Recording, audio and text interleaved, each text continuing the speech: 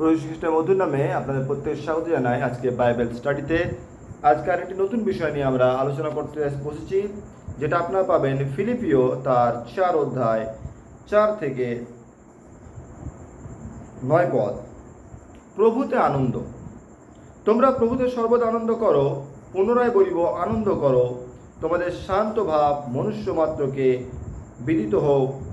প্রভুর নিকটবর্তী কোনো বিষয়ে ভাবিত হইল না, কিন্তু সর্ব বিষয়ে প্রার্থনা ও বিনতি দ্বারা ধন্যবাদ সহকারে তোমাদের জানতা সকল ঈশ্বরকে জ্ঞাত করো। তাহাতে সমস্ত চিন্তার অতীত যে ঈশ্বর শান্তি, তাহা তোমাদের হৃদয় ও মন খ্রিস্ট যিশুতে রক্ষা করিবে। অবশেষে হে ভাতৃগণ, যাহা যাহা সত্য, যাহা আদরণীয়, যাহা ন্যায্য, যাহা বিশুদ্ধ, যাহা প্রীতিজনক, যাহা যাহা সুখ্যাতিযুক্ত, যে কোনো সদ্গুণ, যে কোনো কীর্তি হোক, সেই সকল আলোচনা করো। তোমরা আমার কাছে যাহা যাহা শিখিয়াছ, গ্রহণ করিয়াছ, শুনিয়াছ, দেখিয়াছ, সেই সকল করো। তাহাতে শান্তির ঈশ্বর তোমাদের সঙ্গে সঙ্গে থাকিবেন। এই স্থানে পাঠের সমাপ্ত। ঈশ্বর তার পঠিত বাক্যে আশীর্বাদ প্রদান করুন। আসুন আজকে আমরা দেখব যে ফিলিপিওদের প্রতি সাধু পৌল যে পত্র, সেখানে তিনি প্রভুতে আনন্দ করার বিষয়ে তিনি কি বলতে চাইছেন। Joy of the Lord. তোমরা প্রভুতে সর্বদা আনন্দ করো। পুনরায় বলি, আনন্দ করো।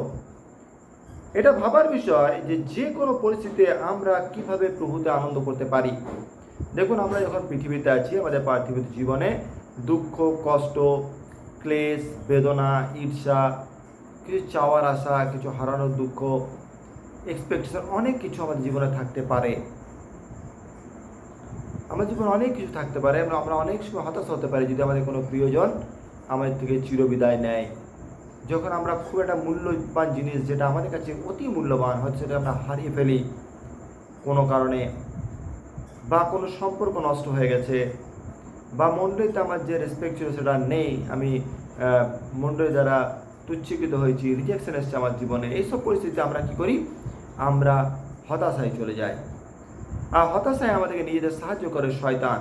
সে বিভিন্ন আমাদের মাথার মধ্যে বিভিন্ন চিন্তা সে উদয় করে দেয় যে তুমি এটা করেছো, এটা পাপ, তোমার জন্য আর মণ্ডলীতে কোনো স্থান নেই। যে মণ্ডলী তুমি এত ভালোবাসো, সে মণ্ডলী আজকে তোমাকে দেখে মুখ ফিরিয়ে নিচ্ছে, সে মণ্ডলী তোমাকে ব্যবহার করছে না, ইত্যাদি ইত্যাদি অনেক আমাদের মাথায় চিন্তা আসে। কিন্তু জানবেন, এগুলো শুধুমাত্র শয়তান দ্বারা আপনার জীবনে পরীক্ষা আসছে। আর এই পরিস্থিতিতে যদি আপনি প্রভুতে আনন্দ করতে পারেন, প্রভুকে যদি আশীর্বাদ আপনার জীবনে আছে, এবং আপনি যদি মনে করেন যে হ্যাঁ, এটাও ঈশ্বরের আশীর্বাদ যে আমি মণ্ডলী থেকে আজকে পৃথক হয়েছি, কারণ ঈশ্বর তিনি আমাকে বিশেষ কিছু করতে চান, তাহলে জানবেন আপনার জীবন ফলবন্ত হবে। যদি একটা জায়গায় আমরা অনেকগুলো আম গাছ লাগিয়ে দিই একসঙ্গে, সেখানে স্পেস না থাকে, কোনো গাছ ভালোভাবে বৃদ্ধি হতে পারে না। তাই দেখবেন গাছের মালিক কী করে, অনেক সময় আমরা সেই গাছকে তুলে একটা অন্য জায়গায়, ফাঁকা জায়গায় গিয়ে লাগাই, যেন সে ভালোভাবে বৃদ্ধি পায়। আর সে যদি ভালোভাবে বৃদ্ধি পায়, সে ভালো ফল প্রদান করবে।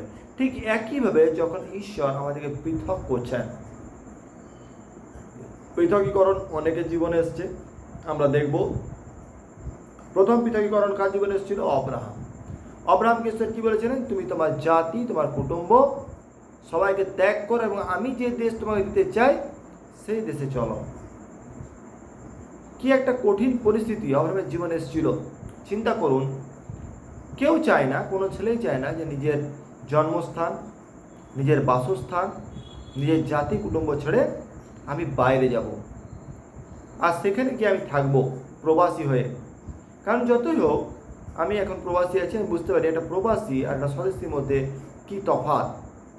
আপনার যে জন্মস্থান, সেখানে আপনার যে অধিকার, যে কনফিডেন্স, সেখানে মানুষের কাছে যে আপনি সম্মানটা পাবেন, আপনি প্রবাসী জীবনে ততটা কোনোদিনই অ্যাচিভ করতে পারবেন না।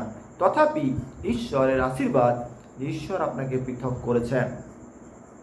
আজকে যদি আমি মাতৃমণ্ডলে থাকতাম, তাহলে হয়তো বছরে আমি 3বারের বেশি প্রচার করার সুযোগ পেতাম না।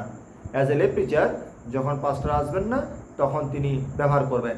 আমাদের সরাটি মেথডিস্ট মণ্ডলীতে এত লে প্রিচার আছে যে সেখানে সুযোগ পাওয়াটা খুব টাফ। অন্য মণ্ডলীতে লে প্রিচার নেই, সেখানে পাঠাতে হয় বাইরে থেকে লে প্রিচার, যে আজকে আমি যাবো না, তো এই অমুক চার্চ থেকে কোনো লে প্রিচার প্রডিউস করছে। যেমন আমি জানি অনেক মণ্ডলী এমন আছে যেখানে আমিও গেছি প্রচার করতে অনেক সময়, সেখানে লে প্রিচারের অভাব। কিন্তু আমার সরাটি মেথডিস্ট ঈশ্বরের আশীর্বাদে প্রচুর লে প্রিচার আছে, তাই সেখানে সুযোগ পাওয়াটা খুব টাফ। আজকে ঈশ্বর আমাকে পৃথক করেছেন আজকে আমার যে 365 দিন আছে আমি যেন ঈশ্বরের বাক্যকে প্রচার করতে পারি। সুন্দর তিনি আমাকে সোশ্যাল নেটওয়ার্কিং সাইট দিয়েছেন, আমি ফেসবুক ইউটিউব দুটোতে আমি প্রচার করে যাচ্ছি, আর আমার দ্বারা অনেক মানুষ ঈশ্বরকে জানতে পারছে। এই জন্য ঈশ্বরের ধন্যবাদ।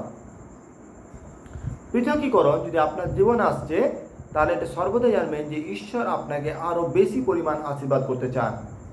সেটা আপনার পরিবার থেকে আপনাকে পৃথক করতে পারে, আপনার সমাজ থেকে আপনাকে পৃথক করতে পারে, আপনার মণ্ডলী থেকে আপনাকে পৃথক করতে পারে, আপনার বন্ধুবান্ধব থেকে আপনাকে পৃথক করতে পারে।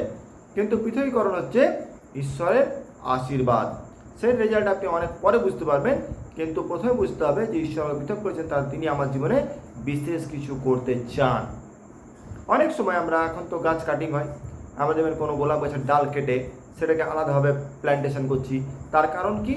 যেন এই ডাল শুধু ডাল না থাকে, পরবর্তীতে যেন একটা গাছ হতে পারে। সেটা যদি সে মেইন গাছের সঙ্গে যুক্ত থাকে তাকে আমরা ডালই বলি, একটা গোলাপ ডাল। কিন্তু যখনই সেটাকে আমরা কেটে মাটিতে পুঁতে দিচ্ছি, সেখান থেকে গাছ হচ্ছে, তখন সেটা একটা গাছ হয়ে গেলো, তখন তার একটা পরিচয়, সেটা গাছ, সেটা ডাল নয়। ঠিক আমাদের খ্রিস্টীয় জীবনে, বিশ্বাসী জীবনে যখন আমরা পৃথক হচ্ছি কোনো জায়গা থেকে, আপনি বিশ্বাস করুন আপনাকে ঈশ্বর অনেক বেশি ম্যাগনিফাই করতে চায়। আপনার বিশ্বাস আপনাকে অনেক দূরে এগিয়ে নিয়ে যাবে। শুধু ঈশ্বরে আনন্দ করুন। যখন আপনি পৃথক হয়েছেন, আনন্দ করুন যে প্রভু তোমায় ধন্যবাদ দিই, তুমি পৃথক করেছো, কারণ তুমি আমাকে আরও বড় কিছু দিতে চাও, আরও বড় কিছু করতে চাও। মানুষ আমাকে আরও বড় হিসেবে জানুক তুমি চাও, তাই তুমি পৃথক করেছো। কঠিন পরিস্থিতিতে ঈশ্বর আনন্দ করা একটা চ্যালেঞ্জিং বিষয়, কিন্তু এই বিষয়টি যদি আপনি অ্যাকসেপ্ট করতে পারেন, আপনার জীবনে কোনো দুঃখ, কষ্ট, ক্লেশ কিছু থাকবে না। আমরা যদি নহিমীয় তার 8 অধ্যায় তার 10 পদ পড়ি, সেখানে এরূপ লেখা আছে, যাও পুষ্টদ্রব্য ভোজন করো, মিষ্ট রস পান করো, এবং যাহার জন্য কিছু প্রস্তুত করা নাই তাহাকে অংশ পাঠাইয়া দাও, কারণ আদ্যকার দিন আমাদের প্রভুর উদ্দেশ্যে পবিত্র। তোমরা বিষণ্ণ হইও না, কেননা প্রভুতে যে আনন্দ তাহাই তোমাদের শক্তি। একটা কঠিন পরিস্থিতিতে নহিমীয় যাচ্ছে। নহিমীয় সে রাজার পানপত্র বাহক, সে রাজাকে বলছে যে আমার যে জন্মস্থান, যে আমার মাতৃমণ্ডলী, সে জেরুজালেম মণ্ডলী, আজ দেওয়াল ভেঙে গেছে, সেই দ্বার পুড়ে গেছে, আমি যাব সেটা রিপেয়ারিং করতে। রাজা তাকে সাহায্য করেছে, রাজা তাকে সব কিছু দিয়েছে, বলে তুমি যাও। তাকে একটা চিঠি লিখে দিয়েছে, এবং সে যখন সেখানে পৌঁছেছে তখন দেখছে কিছু মানুষ তার বিরোধিতা করছে। তারা চায় না যে জেরুজালেমের প্রাচীর আবার পুনর্নির্মাণ হোক, তারা চায় না যে নহিমীয় এখানে ভালো কাজ করুক, এমনকি তারা নহিমীয়র প্রাণ নাশ করার চেষ্টা করছে। যদি আপনারা নহিমীয় পুস্তক পড়েন, সেখানে দেখবেন তারা এক হাতে খড়গ আর এক হাতে গড়ি নিয়ে তারা কাজ করে দেওয়াল গাচ্ছে।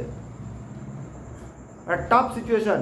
নহিমীয় জানে যে আমার প্রাণ নাশ হয়ে যেতে পারে, আমি এখানে একটা কাজ করতে এসেছি, ভালো কাজ করতে এসেছি, তার জন্য আমাকে আমার মৃত্যুর সম্মুখীন হতে হচ্ছে। প্রতি মুহূর্তে আমার উপরে মৃত্যুর সংকট আমার মাথার উপরে আছে। তথাপি সে বলছে আনন্দ করো, আজকের দিন আনন্দ করো।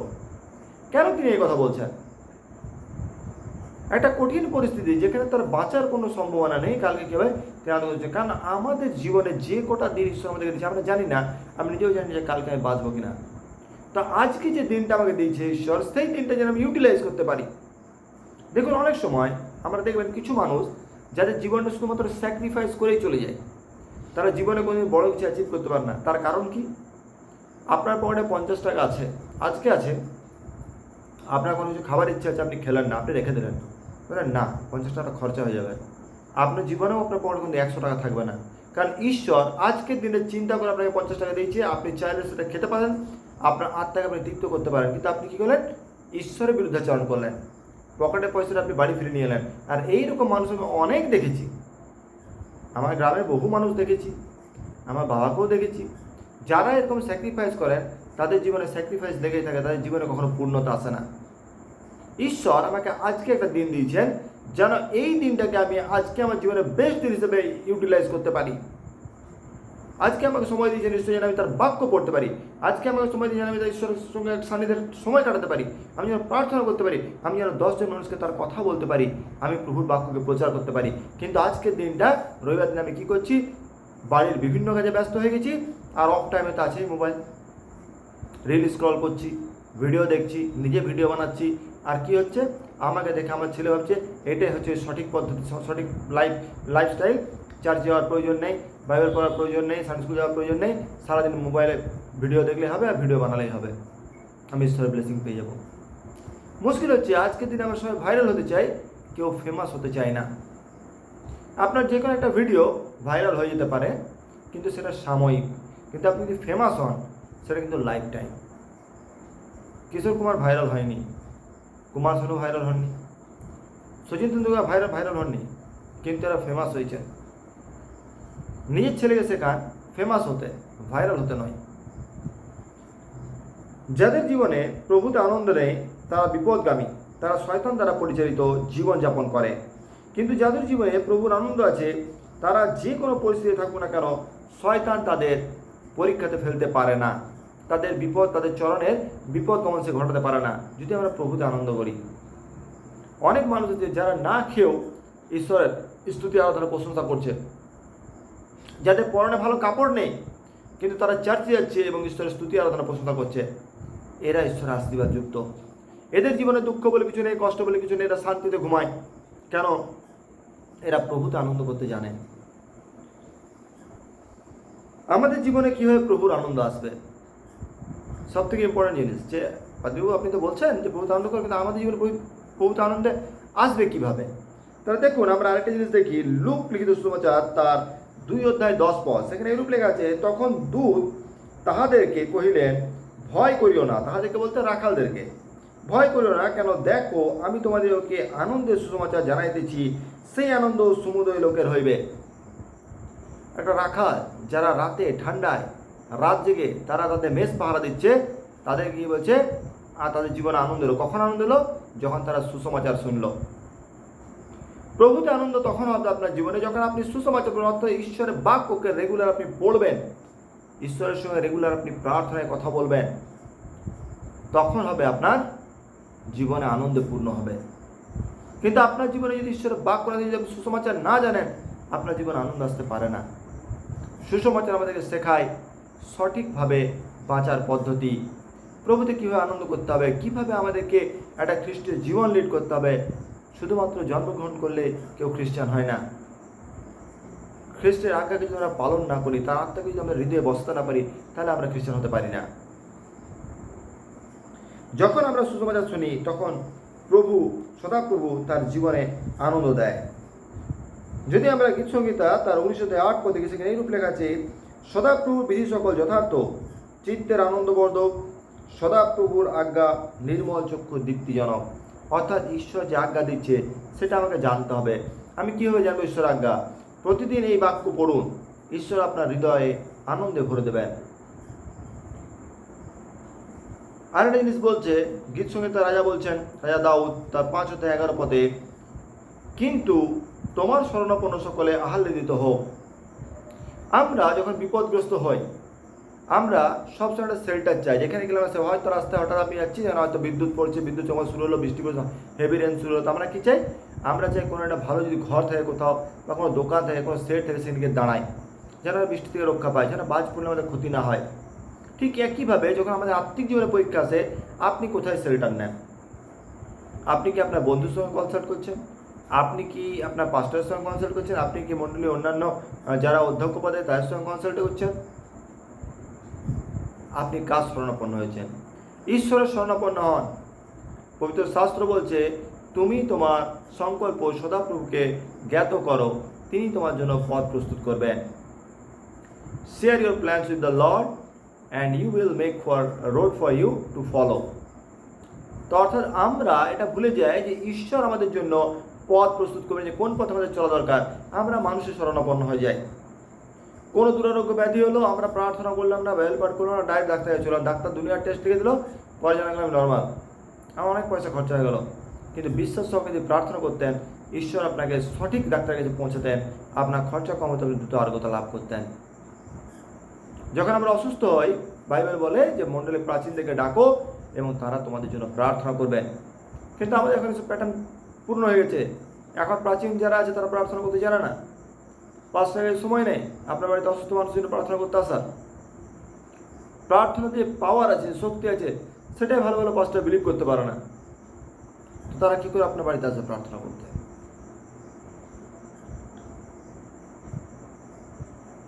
রাজা দাউদ বলছেন, মনুষ্যের হস্তে পড়া অপেক্ষা বরং সদাপ্রভুর শরণ লওয়া উত্তম।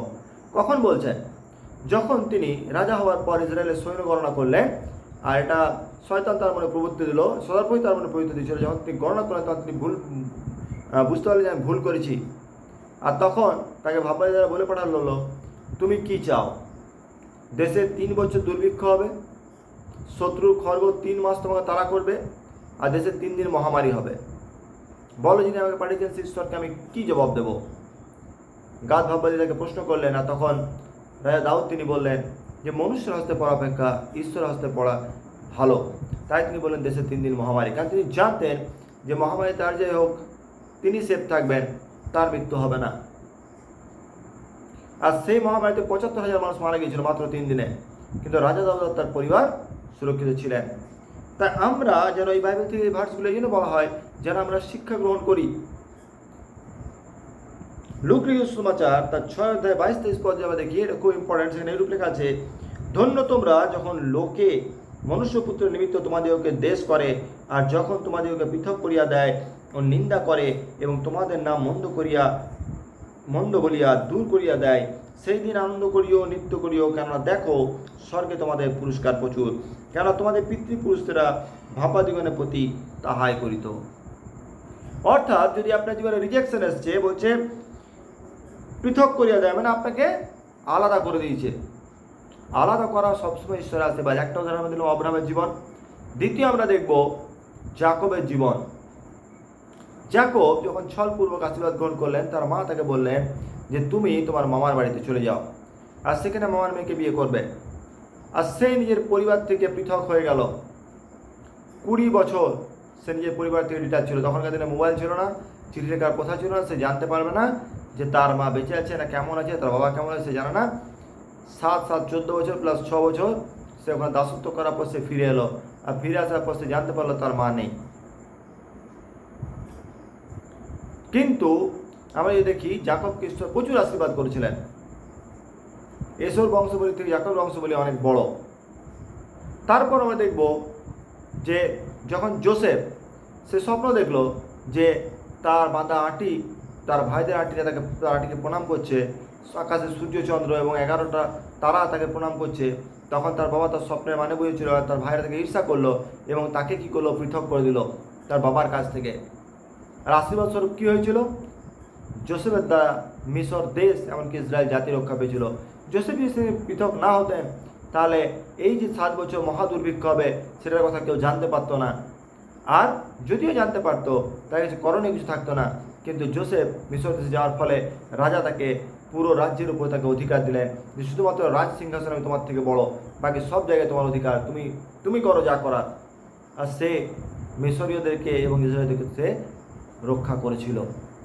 তো পৃথকীকরণ সবসময় যে অভিশাপের বিষয় তা নয়। যখন আপনাকে ঈশ্বর পৃথক করছেন, আপনি জানবেন আপনার দ্বারা ঈশ্বর অনেক বড় একটা কার্য করতে যাচ্ছেন, যেটা আমরা হয়তো সঙ্গে সঙ্গে বুঝতে পারি না, কিন্তু আমরা এই জিনিসটা অনেক পরে বুঝতে পারবো। যাকব 20 বছর পর জেনেছিল। যোসেফ যখন সেখানে যায় তার প্রায় অনেক বছর পর সে তার ভাইদের সম্মুখীন হয়। সে 2 বছর কারাগারে ছিল, তার আগে সে দাসত্ব কত বছর করেছিল আমাদের জানা নেই। তারপরে 7 বছর ভালো সময় এসেছিল, ভালো প্ল্যান্টি ফুড হয়েছিল মিশরে। তার 2 বছর দুর্ভিক্ষের পর সে তার ভাইদের সঙ্গে দেখা হয়েছে। মানে আমরা ধরে নিতে পারি প্রায় 10-12 বছর পর যোসেফ তার ভাইদের সঙ্গে মিলিত হয়েছিল। এত বছর সে ডিটাচ ছিল তার পরিবারের সঙ্গে। আর কি অপূর্ব বিষয় যে দেখুন, সে কিন্তু তার পিতাকে দেখলো, যে পিতা তাকে স্নেহ করতো, ভালোবাসতো। লাস্টে তিনি তার সাথে মিলিত হলেন এবং তার 17 বছর পর যাকব মারা যায়। তো এটা হচ্ছে ঈশ্বরের ব্লেসিং। আপনাকে ঈশ্বর পৃথক করছে, তার মানে ঈশ্বরের একটা পরিকল্পনা আছে। আপনার জীবনকে তিনি আরও বেশি ব্লেস করতে চান, আপনাকে আরও বড় কিছু করতে চান, যেন আপনার মাধ্যমে আরও বেশি মানুষের কাছে ঈশ্বরের বাক্য পৌঁছে যেতে পারে। ভিন্ন ভিন্ন পরীক্ষার মধ্যে দিয়ে যখন আমরা যাব, আমরা যেন আনন্দ করতে পারি। আমরা দেখব দাউদের জীবনে অনেক অনেক পরীক্ষা ছিল। অহেতুক সোল তাকে হিংসা করতো, ক্রোধ করে তাকে পালিয়ে বেড়াতো, তো তাকে গুহাতে লুকিয়ে থাকতো, না খেয়ে না দিয়ে সে জঙ্গলে পড়ে থাকতো, কিন্তু তবু তিনি বলতেন সদাপ্রভু আমার পালক, আমার অভাব হইবে না। তিনি দিনে 7 বার প্রার্থনা করতেন আর তিনি প্রভুতে আনন্দ করতেন। যোসেফের জীবনে আমরা দেখলাম সে পৃথক হয়েছিল তার পরিবার থেকে, তবুও সে ঈশ্বরকে ছেড়ে দেয়নি। ঈশ্বরের কাছে তিনি প্রার্থনা করতেন, ঈশ্বর তাকে আশীর্বাদ করলেন। আমরা সাধু পৌলের জীবন যদি দেখি, তিনিও পৃথক হয়েছিলেন, তার চাকরি ছেড়ে দিলেন, তার আত্মসম্মান ছেড়ে দিলেন, তিনি খ্রিস্ট যিশুকে তিনি প্রচার করার জন্য তিনি বিভিন্ন জায়গায় চলে গেলেন। এমনকি যে বর্ণবা তার সঙ্গে মিনিস্ট্রি শুরু করেছিল, তিনি বর্ণবাকেও ত্যাগ করে তিনি একা হয়ে গেলেন, আর তাই তিনি এত মণ্ডলী স্থাপন করতে পারলেন। এবং যদি পরীক্ষা দেখি, তাহলে আমরা দেখব যিশুর জীবনেও কিন্তু পরীক্ষা এসেছিল, তিনিও শয়তান দ্বারা পরীক্ষিত হয়েছিলেন। তাই প্রিয় বিশ্বাসী, প্রিয় মণ্ডলী, যখন আপনার বা আমার জীবনে পরীক্ষা আসবে, আমরা যেন ভেঙে না পড়ি, আমরা যেন নিরাশ না হয়, আমরা যেন শয়তানের পথে না চলে যাই, আমরা যেন প্রভুতে আনন্দ করতে পারি যে প্রভু আজকে তুমি আমার জীবনে পরীক্ষা এনেছো, হয়তো আজকে আমার অ্যাক্সিডেন্ট হয়েছে, শুধুমাত্র পাটা ভেঙেছে, তোমায় ধন্যবাদ দিই। হয়তো যদি আজকে পাটা না ভাঙতো, আগামী দিনে হয়তো আমার জীবনটাই চলে যেত, আরও বড় অ্যাক্সিডেন্ট হতে পারতো, আমার জীবনটাই চলে যেত। ঈশ্বরকে ধন্যবাদ দিন সর্ব বিষয়ে, আর প্রভুতে আনন্দ করুন, কারণ প্রভু একমাত্র আমাদের জীবনে স্যাটিসফ্যাকশন দিতে পারেন। যার জীবনে প্রভুর আনন্দ নেয়, সে ব্যক্তি কোনোদিনই স্যাটিসফাইড নয়। তার কাছে যত দামি গাড়ি থাক, যত দামি বিছানা থাক, তার ঘুম বা তার যে কমফোর্টেবিলিটি সেটা সে কখনোই পায় না। আর যার জীবনে প্রভুর আনন্দ আছে, সে হেঁটে পথ চলেও সে আনন্দে থাকে। দেবের কত সন্ন্যাসী যারা হেঁটে হেঁটে পথ চলছে কিন্তু তার আনন্দে আছে, তারা সর্বদা ঈশ্বরের নাম হাসি মুখে নিচ্ছে, তারা ক্রোধ, তাদের মুখে বিরক্তি বা ক্রোধ দেখবেন না, যে তারা যখন ঈশ্বরের নাম নিচ্ছে তাদের মুখে ক্রোধ, একটা বিরক্তি ভাব, যে আমি কেন এই জীবনটা লিড করছি, পায়ে হেঁটে কেন চলছি, সবাই তো ভালো ভালো গাড়িতে ঘুরছে। এইটা হচ্ছে প্রভুতে আনন্দ। তাদের কাছে কিছুই নেই, জাগতিক ভালোবাসা তারা ত্যাগ করতে পেরেছে, কারণ তারা জানে, আমরা সবাই জানি জীবনের একটাই সত্য, সে যে মৃত্যু। আমরা পৃথিবীতে কেউ চিরস্থায়ী নয়, আমরা যতই চেষ্টা করি না কেন, আমাদের যেদিন আমরা পৃথিবীতে এসেছি সেদিন কিন্তু আমাদের যাওয়ার দিন ফিক্স হয়ে গেছে, আমাদের ডেট এলে আমাদেরকে চলে যেতে হবে। কিন্তু আমরা যাতে পৃথিবীতে বাঁচবো, আমরা যেন আনন্দপূর্বক বাঁচতে পারি, আমরা যেন এটা আফসোস না করি কালকে, যে আমি যদি বেঁচে থাকতাম তাহলে হয়তো এই জিনিসটা করতাম। ঈশ্বর আজ আপনাকে দিয়েছে দিনের চিন্তা, দিনের জন্য যথেষ্ট, অর্থাৎ আজকের দিনটা পুরো এনজয়মেন্ট, এক্সাইটমেন্টের সঙ্গে আপনাকে বাঁচতে হবে। কাল কী হবে আমরা কেউ জানি না, কাল আমরা কেউ দেখিনি। তাই প্রিয় বিশ্বাসী, প্রিয় মণ্ডলী, ঈশ্বর তার বাক্য দ্বারা আপনাদের প্রত্যেকে আশীর্বাদ প্রদান করুন এবং আপনাদের প্রত্যেকে প্রভুতে আনন্দ করার শিক্ষা, ইচ্ছা তিনি প্রদান করুন। প্রত্যেকে ভালো থাকবেন, সুস্থ থাকবেন। সবাইকে জয় যিশু।